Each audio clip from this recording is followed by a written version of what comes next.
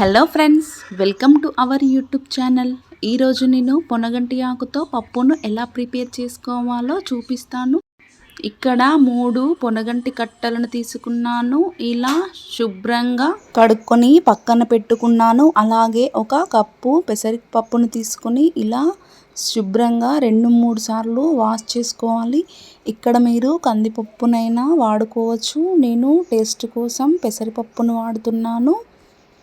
Stove వెలిగించుకొని cooker పెట్టుకొని ఇప్పుడు మనం కట్ చేసుకున్న ఈ పొనగంటి ఆకులను వేసుకొని 4-5 పచ్చిమిర్చి ముక్కలను ఇలా సన్నగా కట్ చేసుకొని వేసుకొని తర్వాత 1 టేబుల్ స్పూన్ ధనియాలు వేసుకోవాలి. అలాగే 1 టేబుల్ స్పూన్ జీలకర్ర, అలాగే 1 టేబుల్ స్పూన్ సాల్ట్ కూడా వేసుకొని తర్వాత మనం నానబెట్టుకున్న పప్పుని కూడా కుక్కర్లో వేసుకోవాలి. అలాగే 1 టేబుల్ స్పూన్ పసుపు కూడా యాడ్ చేసుకొని కొంచెం ఆయిల్ని కూడా యాడ్ చేసుకొని ఇలా ఒకసారి మనం కలుపుకోవాలి. మీరు టమాటా కూడా యాడ్ చేసుకోవచ్చు. నేను టమాటా వేయడం లేదు.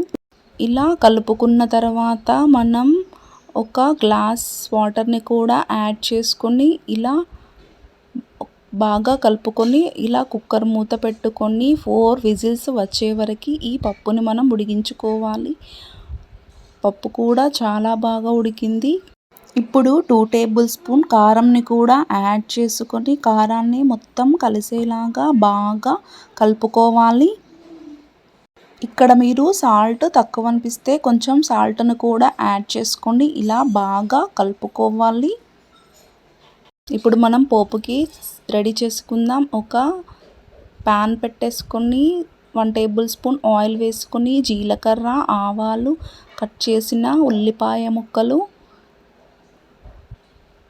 ఇలా దోరగా ఫ్రై చేసుకోవాలి. ఇలా ఉల్లిపాయలు ఫ్రై అయిన తర్వాత ఒక 4-5 ఎండుమిర్చి వేసుకొని ఫ్రై చేసుకోవాలి.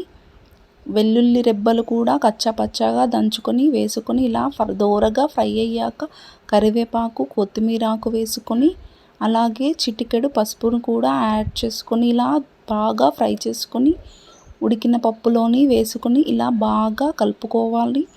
పొనగంటి ఆకును ఇలా రెగ్యులర్గా తీసుకోవడం వల్ల కంటి చూపు సమస్య నుంచి అలాగే పాల కంటే 10 రెట్లు ఎక్కువగా కాల్షియం ఉంటుంది. కాబట్టి ఈ పొనగంటి ఆకును తప్పకుండా తీసుకోవాలి. మీరు కూడా ట్రై చేయండి. నా వీడియో కనుక మీకు నచ్చినట్లయితే లైక్ చేయండి, షేర్ చేయండి, సబ్స్క్రైబ్ చేయండి. Thank you.